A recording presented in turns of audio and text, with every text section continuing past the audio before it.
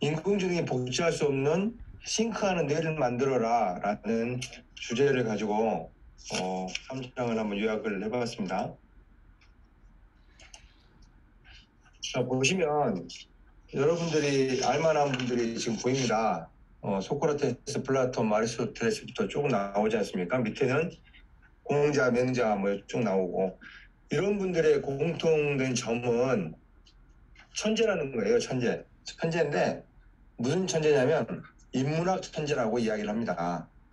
그러니까 수천 년 동안 지금까지도 이런 분들이 썼던 뭐 책이라든가 뭐 생각들이 지금까지 전해져 내려오고 있고 굉장히 많은 영향을 끼치고 있는데, 결국에는 이 인문학 천재들이 했던 생각이나 사고의 영향력이 우리 인류의 문명 건설에 지대한 영향을 끼치고 있다라고 볼 수 있습니다.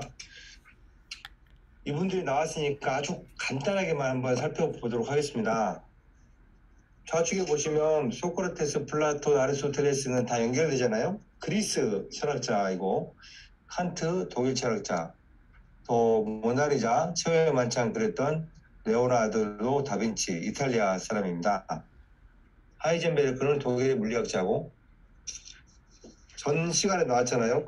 나는 생각한다, 그러므로 나는 존재한다, 데카르트, 현대 철학의 아버지, 프랑스 사람이고, 우리가 잘 아는 상대성 이론의 아인슈타인, 그 다음에 만유인력 뉴턴. 뉴턴은 영국의 고고학자이면서도 수학자이고 물리학자라고 합니다. 우측에 보시면 이제 동양 쪽에 4대 선인 중에 한 사람이 공자가 있고, 그 다음에 공자를 이어서 맹자, 그 다음에 노자, 장자 이렇게 있습니다. 근데 보시면 뭐 도가사상, 도가의 창시자라고 되어 있고, 도가사상을 노자와 장자했는데, 제가 잠깐 살펴봤더니 찾아봤습니다.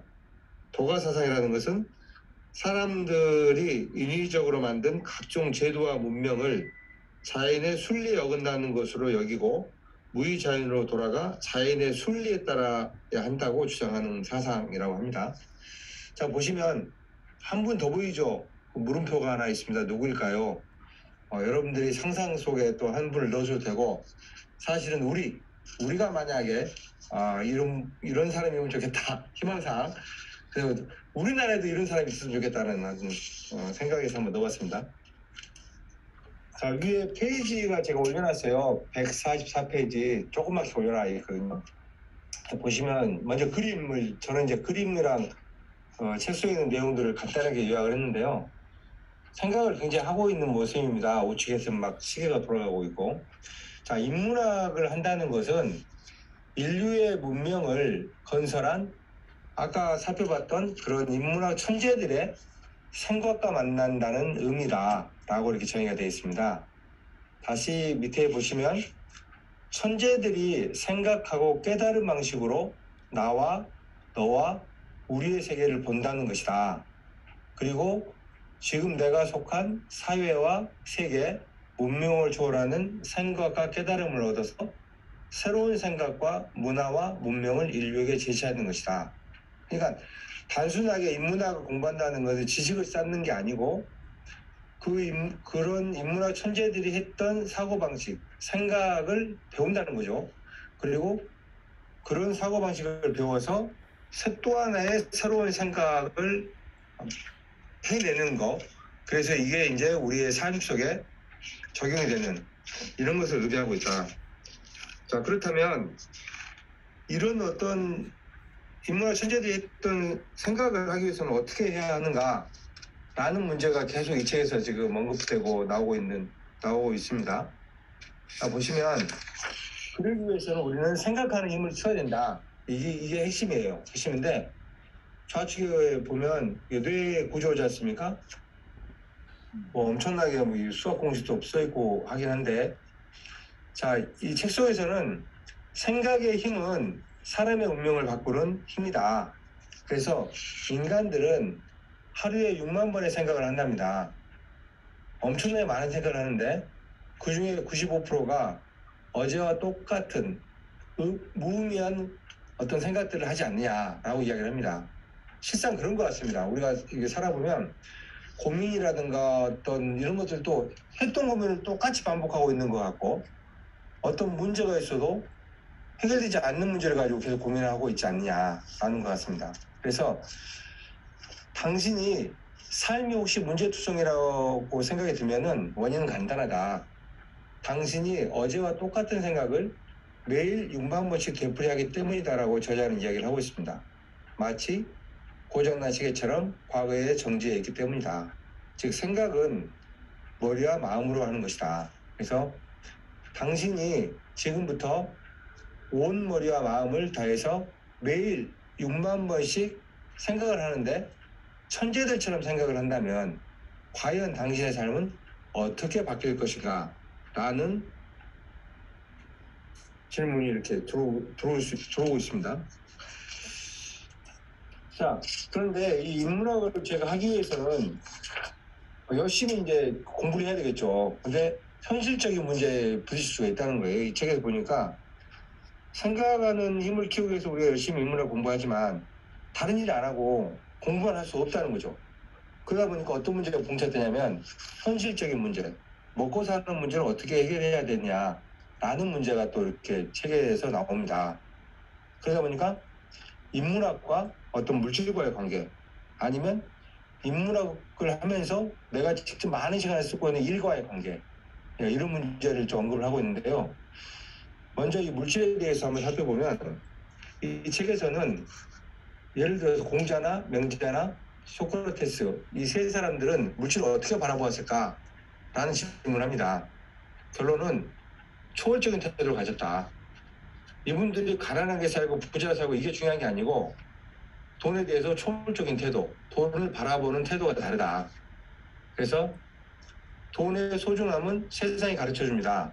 인문학의 소중함은 인문학을 하는 사람들이 가르쳐줍니다. 하지만 돈을 초월해서 사는 삶의 태도는 그 누구도 가르쳐줄 수 없습니다. 이는 지식의 영역이 아닌 지혜의 영역에 속하기 때문입니다라고 이야기를 합니다.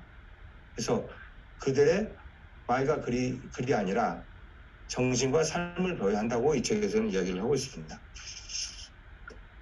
자, 이번에는 아주 중요한 이제 일과 인문학의 또 관계를 또 한번 살펴보도록 하겠습니다. 우리는 어떻게든지 많은 일을 하면서 살고 있고 현재도 그렇게 살고 있는데 인문학을 통해서 내가 훈련되고 또 그 일 속에서도 뭔가 성과적인 어떤 그 일을 좀 성취감을 느낄 수 있는 그러기 위해서는 인문학을 통해서도 일의 성과를 올릴 수 있다고 이야기를 합니다. 한번 살펴보면요. 인류의 역사를 새롭게 쓴 천재들이 남긴 자취를 따라가다 보면 공통된 고백과 만나게 됩니다. 바로 인문학이 뇌를 바꿨다는 고백입니다. 그들은 보통 그 순간을 물리가 튀었다라든가 사물의 이치를 깨달았다고 표현하는데 놀라운 사실은 그 순간을 기점으로 그들의 학습 능력과 업무 능력이 폭발적으로 향상되었다는 점입니다. 그러니까 뭔가 그 인문학을 열심히 하다 보면 그러니까 그 사물의 이치를 깨닫게 되고 그럼으로 해서 어떤 일을 처리하는 학습 능력이라든가 업무 능력이 폭발적으로 향상된다고 이야기를 하기 때문에 충분히 인문학을 통해서도 내가 하고 있는 일을 얼마든지 혁신될 수 있다라는 것을 알 수 있습니다. 그래서 인문학과 일의 결합을 통해서 당신이 원하는 꿈을 이룰 수 있다라고 이야기를 합니다. 새로운 것을 배우거나 새로운 생각을 할 때 말로 표현하기 힘든 재미와 쾌감을 느낍니다. 새로운 지식과 지혜를 전달해주고 인간으로 하여금 새로운 생각을 하게 해주는 것, 그것이 바로 인문학이다 라고 이야기를 합니다. 또 이 책에서 보면 페이지 176페이지 보시면 또 제갈공명 이야기가 나와요. 이거는 이제 삼국지에서 많이 우리가 봤던 인물 중에 하나인데 이 제갈공명은 27살에 나와서 이제 유비를 도와서 많은 일을 하는데 이 제갈공명이 세상에 나오기 전에 10년간 산속에서 목숨 걸고 인문고전을 읽었다고 이야기를 합니다. 그러니까 10년 동안 몰두해서 또 그런 능력들이 개발이 돼서 이제 나와서 이 세상을 갖다가 이렇게 움직일 수 있는 그런 능력이 있었다라고 이야기를 하거든요. 그런데 이런 능력들은 책에서는 이렇게 이야기합니다. 천재들은 자신의 지능을 무한히 신뢰한답니다. 그러니까 나는 할 수 없어, 내가 어떻게 그런 능력이 있어, 이게 아니고 우선적으로는 자신에 대한 믿음을 굉장히 강하게 믿는다는 거고, 또 이 책에서 소개되는 것 중 보면 포토그래픽 메모리 능력이라는 것이 또 나옵니다. 그래서 이 포토그래픽 메모리를 제가 좀 이렇게 인터넷에서 찾아봤더니 결국에는 이게 이제 그 좌뇌 쪽이 아닌 우뇌 쪽에서 어떤 사물을 보면 사진으로 탁 찍어서 기억에 바로 그렇게 나올 수 있는 그런 능력이라고 하더라고요. 근데 그 어느 정도 이런 능력을 갖고 있는 정도의 사람이 있냐면 그 어떤 약간 자폐 증세가 있는, 그러니까 그런 분들이 어떤 천재적인 능력이 또 있긴 한데 어떤 흑인 그 화가는 좀 자폐 정도 증세가 있어요. 근데 이분이 처음으로 일본에 가가지고 도쿄를 구경을 합니다. 헬기로. 그다음에 높은 빌딩 올라가서 시내를 쭉 이렇게 한 30분인가 몇 분간 쭉 둘러본 다음에 내려와서 7일 동안 그림을 그려요. 그림을. 그 도쿄 시내를. 근데 그 유튜브 보니까 그 7일 동안 엄청 크게 그림을 그리거든요. 이 그렸던 그림과 실제 그림과 이렇게 실제 있는 사물과 이렇게 그림을 대조하는데 일치가 되는 거예요. 그러니까 이거는 인간으로서는 상상할 수 없는 어떤 그런 능력들인 것 같아요. 근데 어쨌든 누구나 다 이런 능력이 있는 건 아니겠지만 이 책에서는 이런 이야기를 하는 겁니다. 원래 우리 인간에게는 굉장한 능력들이 잠재되어 있는데 뇌를 안 쓴다는 거죠. 그만큼. 그래서 자신을 긍정적으로 바라보는 법을 배워서 그러기 위해서는 자기 개발서라든가 두뇌를 새롭게 만들어주는 인문고정 덕분에 저자도 자기가 상당히 잘 얻었다고 이야기를 하고 있거든요. 그래서 그런 것들을 개발을 해야 된다고 이야기를 하는 겁니다.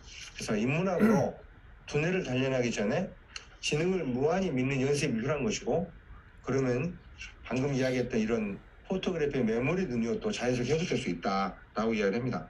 저자도 30살 무렵에 이런 능력, 이 포토그래피 능력을 알게 됐다고 이야기를 하고 있습니다. 두뇌의 능력을 무한히 신뢰하는 연습을 그러면 어떻게 할 수 있느냐라는 건데, 우선적으로 뇌를 발달시키기 위해서는 믿어야 된다고 했지 않습니까? 그래서 이 책에서는 1번부터 8번, 이렇게 8번까지 해가지고 두뇌 관련된 서적을 많이 읽어라. 그 다음에 자기개발 서적을 많이 읽고, 그 다음에 두뇌 관련 다큐멘터리를 많이 신청하는 게 좋고, 두뇌 관련 강의나 자기개발 강의를 많이 들어라. 또 스스로 칭찬의 말을 많이 해주고, 타인에게도 칭찬의 말을 많이 해주고, 감사 얘기를 쓰고, 되도록 사랑의 마음으로 세상과 사람을 바라보라고 이야기를 하고 있습니다. 그래서 우리가 두뇌를 무한히 신뢰하는 이유는, 우리가 최고의 업무 수행 능력을 가져야 하는 이유는 이 세상을 더욱 아름답고 인간다운 곳을 만들기 위해서, 즉 사랑을 실천하기 위해서입니다. 무한한 사랑이 우리 두뇌를 무한히 성장시킨다고 믿습니다. 라고 저자는 이야기를 하고 있습니다. 또 이 책에서는 그 부에 대해서도 이야기를 많이 하는데, 아까 전 시간에도 이렇게 나왔지 않습니까? 부를 하는 사람들 부를 다루는 사람들이 공통적으로 인문학에 굉장히 조예가 깊다. 근데 경제는 곧 인문학이다라고도 이야기를 합니다. 그래서 위대한 부자들은 모두 사물의 이치를 깨달은 자다라고 하고, 관자, 논어, 사기는 동양 인문학의 최고봉인데 하나같이 부를 긍정하고 있고, 서양 인문학은 돈을 다루는 최고의 학문인 경제학을 탄생시켰다라고 이야기합니다. 그래서 참고로 경제학 고전 만화책 쉽게 좀 접할 수 있는 것들을 또 이렇게 소개를 해놓고 있습니다. 그래서 이런 순서대로 공부를 하면 좋겠다라고 이야기를 하고 있고요. 마지막 끝으로 보시면 이게 어디 산인지 모르겠어요. 에베레스트니까요. 하여튼 산이 엄청난 높은 산이 있지 않습니까? 그리고 저 아주 끝에는 이제 아주 오래된 책 인문학을 상징한다고 보시면 될 것 같습니다. 그래서 제 꼭대기에는 저희들이 서 있죠. 그래서 인문고전은 단 한 권이라도 떼고 나면 무한한 성취감을 얻게 된답니다. 두뇌가 지적 쾌락의 최고 경지를 경험하기 때문이라고 하는데, 실제로 저는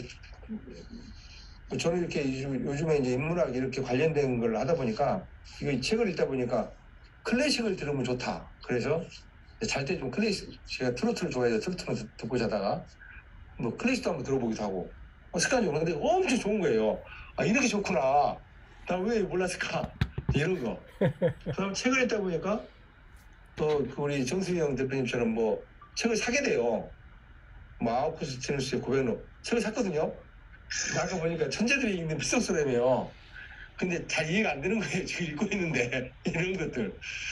근데 어찌됐든 그런 시도가 되고 있다는 거.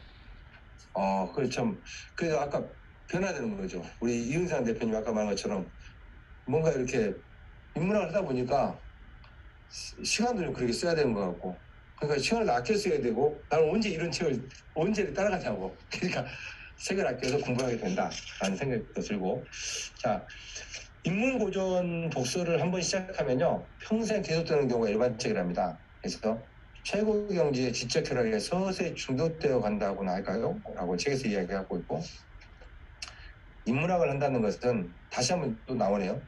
철학자들의 생애와 사상을 공부하는 것이 아니라 철학자들처럼 생각하는 인문학을 한다는 것이다. 그러니까 자기 자신만의 어떤 인문학적인 사고를 한번 주겠습니다. 주소할 때 모르셨습니다만 하여튼 내용은 좋았던 것 같습니다. 이상 마치겠습니다.